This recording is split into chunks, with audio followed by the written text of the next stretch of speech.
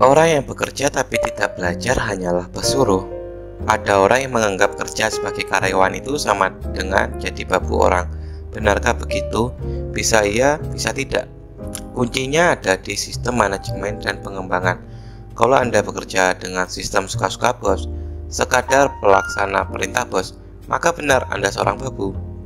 Bekerja yang benar adalah bekerja dalam sebuah sistem. Dalam sistem itu, eksistensi, skill, ide, dan kreativitas Anda dihargai.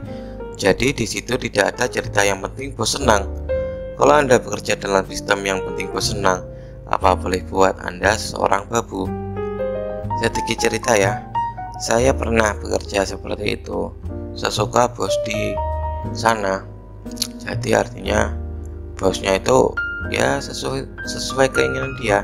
Saya desain, saya apapun cari sendiri, dan dengan cara saya itu bosnya tidak suka dan suruh revisi rombak.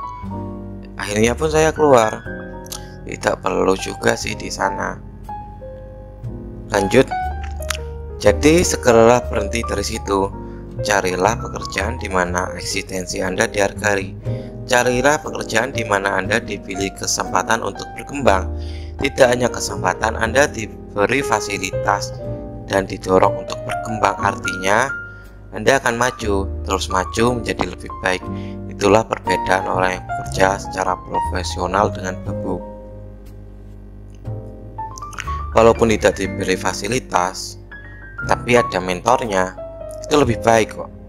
Karena fasilitas saja itu tidak memadai untuk bekerja dalam bidang tertentu. Babu tidak mengembangkan diri dan tidak diberi kesempatan untuk mengembangkan diri. Masalahnya, banyak orang yang menjadikan dirinya sendiri babu. Ia bekerja pada posisi yang sama, menggunakan skill yang sama, tentu saja dengan penghasilan yang sama selama bertahun-tahun.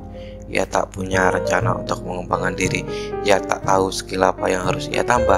Ada kesempatan untuk belajar, ia sia-siakan. Dalam dunia pekerjaan memang sulit loh. Ada orang yang ingin menjatuhkan orang lain untuk dirinya sendiri. Itu ada, karena dunia kerja itu beda. Dunia kerja kalau ada sistem dimana tidak suka-suka bos, itu lebih teratur kok daripada sistem suka-suka bos. Artinya bos lebih mementingkan perasaannya sendiri daripada pekerjaannya. Bekerjalah dengan merencanakan pengembangan diri Anda.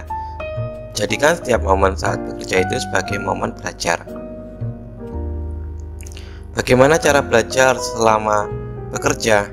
Dengan berbasis pada portofolio. Buat rancangan portofolio Anda misalnya 5 tahun ke depan. Dari situ menjadi jelas apa yang harus Anda pelajari, skill apa yang harus Anda latih.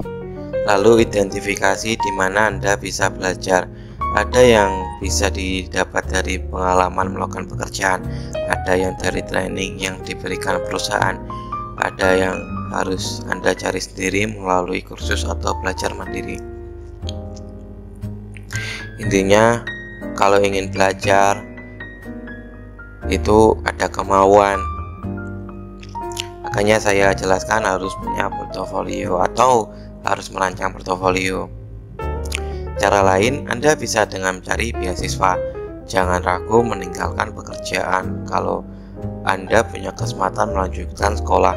Kelak kalau sudah lulus, akan ada lebih banyak kesempatan untuk Anda. Tentu saja syaratnya Anda memang meningkatkan skill, bukan sekadar menambah jasa.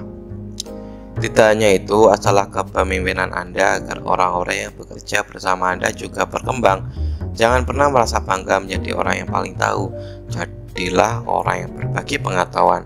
Bagaimana bekerja sambil mengembangkan diri dan mengembangkan orang lain. Intinya, jangan pernah berhenti belajar. Sebenarnya ini bukan lagi soal bekerja lalu berkembang. Ini soal bagaimana Anda akan jadi manusia yang lebih baik atau tidak. Itu saja. Sekian, terima kasih.